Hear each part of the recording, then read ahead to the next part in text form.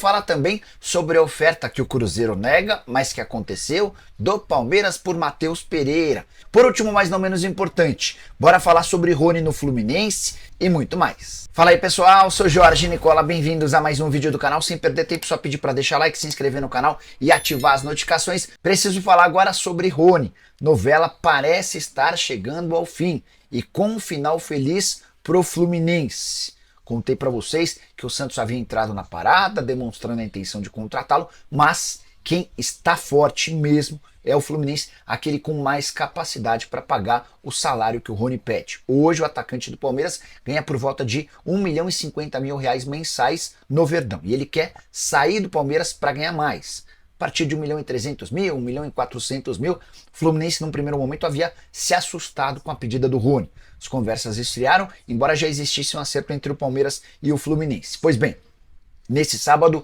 o Flu voltou à parada e promete para as próximas horas uma oferta definitiva para se acertar com o Rony em termos e condições melhores do que aquela apresentada na primeira rodada de conversas. A tendência é de que haja um acordo entre o jogador e o Fluminense, como já existe esse acerto verbal entre Palmeiras e Fluminense, 8 milhões de dólares, a tendência é que o Rony se transforme muito em breve em atleta do tricolor, que disputa Libertadores, Super Mundial de Clubes, Brasileiro, Copa do Brasil, entre outras competições.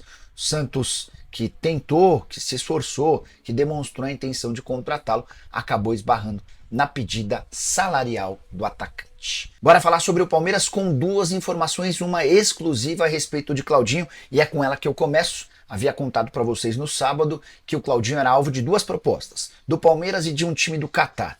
Claudinho já deixou bem claro para os seus representantes que não quer jogar no Catar, a sua escolha é pelo Palmeiras, mesmo com uma perda considerável de salário. Hoje, lá no Zenit, ele tem direito a 7 milhões de euros por temporada. Multiplicando por, fazendo as conversões e ou dividindo por 12, dá para dizer que ele tem direito a 3 milhões e 600 mil reais por mês. O Palmeiras já alegou que não tem capacidade para fazer um investimento desse tamanho. O Claudinho está ciente das condições e já concordou com a transferência para o Verdão. Agora, o Fernando Garcia trata de uma possibilidade de negociação entre o Zenit e o Palmeiras. Não dá para dizer que está fechado, mas existe otimismo entre as partes de que o Claudinho pode ser comprado sim pelo Verdão. Em paralelo a isso, o Palmeiras segue observando o mercado e sonhando com o Andrés Pereira. Se o negócio com o Andrés não fechar, aí a negociação com o Matheus Pereira e Cruzeiro pode ser retomada. Mas o Thiago Fernandes, que trabalha na Band em BH, afirmou que o Palmeiras ofereceu 14 milhões de euros ao Cruzeiro pelo Matheus Pereira. A gente está falando de 87 milhões de reais. O Cruzeiro nega a proposta e asseguraria também que se essa proposta chegasse, não seria aceita. Tudo porque o Cruzeiro pagou 6 milhões de euros por 50% dos direitos econômicos. Se ele aceita 14 milhões de euros por 100%, significaria vender com 7 milhões de euros. O lucro de apenas 1 milhão de euros não faz sentido. A posição do Cruzeiro é só vai vender o Matheus Pereira por 25 milhões de euros. Até porque a ideia não é negociável. Pedrinho BH, inclusive, já chamou o atleta por uma prorrogação do contrato com aumento salarial e fazendo com que os vencimentos dele saltem para mais de 2 milhões de reais por mês. Nicola, quantos gols você acha que o CR7 faria no Brasil se jogasse no Palmeiras? Cara, 50, 60 por ano? Porque a capacidade de aproveitar chances, de transformar chance em gol é espetacular, né? Valtinho, Otto, Nicola, porque o Palmeiras toda a negociação vira novela. Valtinho, algumas não, né, cara? É que assim, vamos lembrar que qualquer negociação grande, ela tende a ser mais difícil mesmo, porque a gente tá falando de bastante dinheiro, né? E quando você vai, por exemplo, tentar o Andrés Pereira e o fulano não quer negociá-lo, é sempre mais complicado. O Dinho tá perguntando sobre Rony no Fluminense. Eu fui o primeiro a contar sobre o avanço do Fluminense com o Rony, uns 10 dias atrás, né? Aí depois surgiu a notícia de que o Palmeiras e o Fluminense acertaram. Fui o primeiro a contar também que a oferta, que o acerto se dá por 8 milhões de dólares. E o que pegava era a questão salarial. O Rony hoje ganha 1.050.000 reais por mês. E ele chegou a pedir para o Fluminense 1,5 milhão de reais mensais. Depois ele baixou para 1.400, mas ele topa fazer negócio por 1.300.000. O Fluminense considerou a pedida astronômica na primeira rodada de negociações. E o máximo que o Fluminense conseguia pagar era 1 milhão fixo e 1.300.000 no segundo ano de contrato se ele batesse 20 jogos no primeiro e mais 20 no segundo, tá? 20 jogos na primeira temporada e mais 20 na segunda. O Rony disse, não quero esperar 2 anos para passar a receber 1.300.000. O negócio deu uma esfriada e nesse sábado, o Fluminense retomou as conversas com o Rony. O Fluminense e Palmeiras nunca desistiram da negociação. O Palmeiras, por sinal, faz enorme força para que essa transação aconteça. Palmeiras muito preocupado em se livrar de um salário bastante alto de alguém que não está fazendo parte dos planos da diretoria e da comissão técnica. A novidade é essa, o Fluminense entrou em contato para dizer, conseguimos nos aproximar daquilo que você pede. Então vamos restabelecer essas tratativas e existe uma possibilidade real de o Rony se transferir para o Fluminense nos próximos dias. Nicola, mas e o Santos? Santos teve um encontro com os representantes do atleta, esse encontro aconteceu nesse sábado, mas há uma distância grande entre aquilo que o Rony pede e aquilo que o Santos topa pagar. E com essa negociação do Neymar, a coisa com o Rony deu uma bela esfriada, tá bom? A informação de que, quer ver, deixa eu até pegar direitinho, foi o Rodrigo, que é um cara que acompanha muito o canal, ele sempre que vê alguma notícia, ele me escreve. E o Rodrigo tinha visto que o Ryan pode ir para o Palmeiras. Deixa eu até buscar a matéria, porque aí a gente já explica direitinho essa história. Ó. A notícia do NTCast exclusivo. Como já publicamos, o Palmeiras tem interesse no Ryan para 2025. Abel Ferreira já aprovou o nome do atacante. A ideia do Verdão é ceder 2 jogadores reservas para ter o atacante do Vasco por empréstimo. Cruz Maltino avalia a situação e colocará um valor altíssimo no passe do atacante, caso aceite a operação. Os times estão conversando e as tratativas podem evoluir.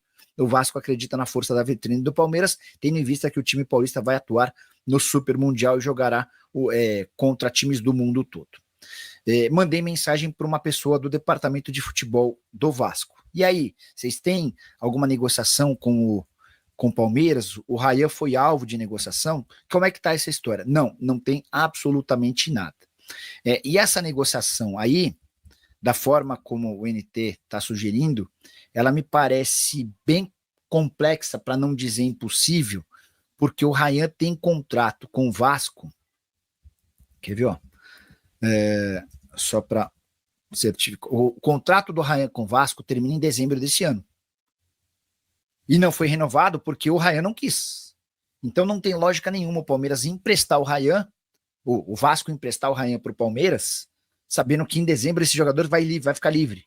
Entendeu? Então não tem lógica. Esse modelo de negócio não vai acontecer. O que a gente escutou é que o Botafogo havia feito proposta para tentar contratar o Ryan. O negócio foi para frente e acabou melando na última hora, porque a ideia do Textor era colocá-lo no Molenbeek, da segunda divisão do futebol belga. O Molenbeek foi rebaixado por lá, tá? A única chance do Palmeiras mudar o perfil de contratações é necessário para ontem trocar esse diretor de futebol. Ricardo, eu tô com você, cara. Eu acho o trabalho do Anderson Barros um trabalho cheio de títulos, graças à base que ele já havia recebido quando contratado, montada pelo Alexandre Matos. Né? O Palmeiras se beneficia muito dos atletas da base, formados nas categorias inferiores, e esse é um mérito do João Paulo, que foi contratado pelo Alexandre Matos, e vários dos titulares que ainda fazem sucesso hoje foram contratados na era Alexandre Matos. Né? Então, você pega o goleiro Everton, você pega o zagueiro Gustavo Gomes, o Mike, o Marcos Rocha, o Piquerez eu tenho dúvida, mas enfim, tem muito jogador da antiga administração que segue fazendo um enorme sucesso por lá.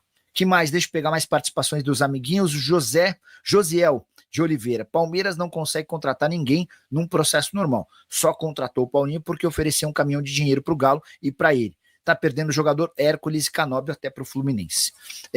O Josiel toca em pontos importantes. Não dá para discordar muito dele, não. Assim, ó. Eu não posso dizer qual é o empresário. Eu não posso dizer. Mas eu vou. Deixa eu ver se eu localizo. O empresário estava chamando o. Aqui, ó, achei. Eu vou ler para vocês, tá? Eu não vou citar qual é o jogador, porque senão vocês vão identificar qual é o empresário. Mas a pessoa escreveu assim, ó, eu te falei que o Palmeiras estava no páreo, né? Mas o Anderson Barros é muito lento na resposta. Aí eu falei assim, ele é meio tartaruga, né? Aí essa pessoa respondeu assim, nossa, coloca uma fila de tartarugas. E ele pediu 4 vezes 48 horas. As 48 horas dele já viraram 10 dias. E a pessoa dá risada. Nesses 10 dias, tá dizendo que ele já fechou. Se eu contar, vocês vão identificar qual é o empresário. Mas assim, o modus operandi de Leila Pereira e Anderson Barros não é um modus operandi agressivo. Tem sido mais agressivo nesse ano, né? Mas o Palmeiras, de fato, tem mais dificuldade com a celeridade. Eu acho que isso passa muito pelo estilo Anderson Barros, que é um cara meio indeciso e tal. Deixa eu falar um pouquinho sobre o Claudinho. Eu não lembro quem foi o primeiro a publicar que o Claudinho estava nos planos do Palmeiras. Acho que foi o GE, não tenho certeza. Mas a informação é absolutamente correta. Eu comecei a achar estranho quando procurei o Guilherme Miranda, que não respondeu.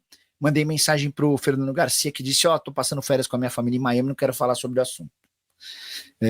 Para completar, eu descobri que um deles estava indo para a Rússia para se encontrar com o pessoal do Zenit para tentar definir a ida dele para o Palmeiras.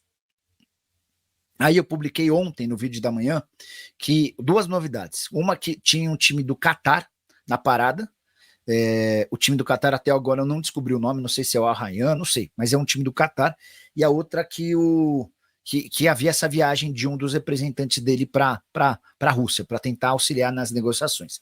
No vídeo de hoje cedo, também conversando com uma pessoa próxima ao Claudinho, eu pude garantir que o Claudinho preferiu o Palmeiras a esse time do Catar, mesmo com uma enorme redução salarial. O Claudinho ganha hoje lá no Zenit 7 milhões de euros por temporada. O Palmeiras não tem a menor condição de igualar esse salário, que é superior a 3 milhões de reais por mês. Mas o Claudinho escolheu o Palmeiras e já acertou um salário com o Palmeiras, mesmo abrindo mão de bastante dinheiro. A grande treta agora é se acertar com o Zenit, que costuma ser extremamente chato na hora de negociar atletas. Tirar jogador do Zenit é super, mas super complicado. Fala nação alviverde. O Palmeiras enfrentou o Noroeste pela segunda rodada do Paulistão e saiu de Bauru com empate por 1-1. O resultado foi considerado justo pelo técnico Abel Ferreira, que reconheceu os erros da equipe e admitiu a necessidade de um centroavante para reforçar o elenco. Além disso, a atuação do jovem Thales, autor do gol de empate, chamou a atenção e ganhou elogios do comandante. Quer saber tudo o que rolou nesse jogo, as declarações de Abel e o que esperar do Verdão no clássico contra o Santos? Então, fica ligado neste vídeo. O Palmeiras entrou em campo neste sábado, em Bauru, e encontrou dificuldades diante do Noroeste. Apesar de dominar boa parte do jogo, o Verdão cometeu muitos erros, especialmente na construção das jogadas. A equipe saiu atrás no placar, mas conseguiu empate com o garoto Thales, de 19 anos, que mostrou personalidade em um momento decisivo. Na coletiva pós-jogo, Abel Ferreira analisou o desempenho da equipe e admitiu que o empate foi um resultado justo, destacando a boa atuação do adversário. Na coletiva, Abel Ferreira surpreendeu ao assumir a responsabilidade pelos problemas na escalação inicial. Segundo ele, as peças não foram posicionadas da melhor maneira, o que comprometeu a dinâmica da equipe. Após ajustes no segundo tempo, o Palmeiras mostrou evolução, mas não o suficiente para virar a partida. Abel foi direto ao admitir: o problema não foram os jogadores, mas eu que não escalei as peças nas posições certas. Essa sinceridade do técnico português reforça seu comprometimento com a evolução da equipe, especialmente em uma fase ainda marcada pela pré-temporada. Uma das principais falas de Abel na coletiva foi sobre a necessidade de reforçar o ataque. O técnico deixou claro que o Palmeiras precisa de um centroavante de peso para encarar os desafios da temporada. Ele destacou que, apesar da boa atuação de Thales, é essencial ter um jogador experiente e capaz de decidir partidas importantes. Essa declaração acende o alerta para a diretoria, que deve intensificar as buscas no mercado em breve. Será que teremos novidades nos próximos dias? Falando em ataque, o jovem Thales foi o destaque da partida. Aos 19 anos, o garoto não só marcou o gol de empate, como também recebeu elogios de Abel Ferreira. Neste momento, ele é o nosso melhor atacante, afirmou o técnico, mostrando confiança no potencial do jovem. Abel também ressaltou que quer ver os garotos da base com coragem para conquistar espaço entre os profissionais. Essa aposta nas categorias de base reforça a tradição do Palmeiras em formar grandes jogadores e dar oportunidades às novas gerações. Agora, o Palmeiras já volta suas atenções para o clássico contra o Santos, que acontece na próxima quarta-feira, às 21h35, na Vila Belmiro. O confronto promete ser um grande teste para o Verdão, que busca ajustar seu jogo e conquistar a primeira vitória fora de casa no Paulistão. A torcida alviverde já está na expectativa para ver como Abel Ferreira vai montar a equipe e quais serão as estratégias para superar o rival. E aí, torcedor palmeirense, o que você achou da partida contra o Noroeste? Abel está certo em admitir os erros e buscar um centroavante? E sobre o Tales, vocês acham que ele tem potencial para se firmar no time principal? Deixem suas opiniões aqui nos comentários. Não se esqueçam de curtir o vídeo, se inscrever no canal e ativar o sininho para não perder nenhuma atualização do Verdão. Rumo ao clássico contra o Santos e a busca pelo título estadual. Até a próxima e avante, Palmeiras!